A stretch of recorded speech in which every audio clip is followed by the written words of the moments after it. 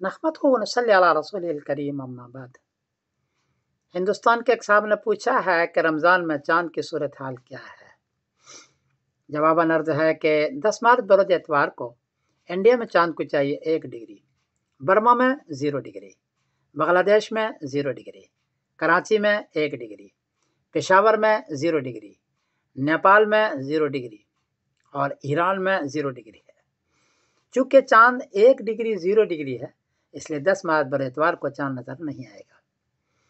11 مارچ بروز پیر کو انڈیا میں چاند کو چاہیے 15 ڈگری، برما میں 14 ڈگری، بنگلہ دیش میں 14 ڈگری، کراچی میں 15 ڈگری، پشاور میں 14 ڈگری، نیپال میں 14 ڈگری اور ایران میں 15 ڈگری ہے۔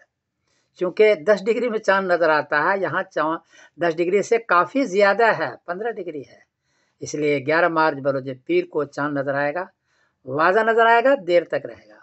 اور 12 مارچ بروز منگل کو رمضان کی پہلی تاریخ ہوگی انشاءاللہ۔ ہمیں بھی دعا میں یاد رکھے گا رمضان کے اندر۔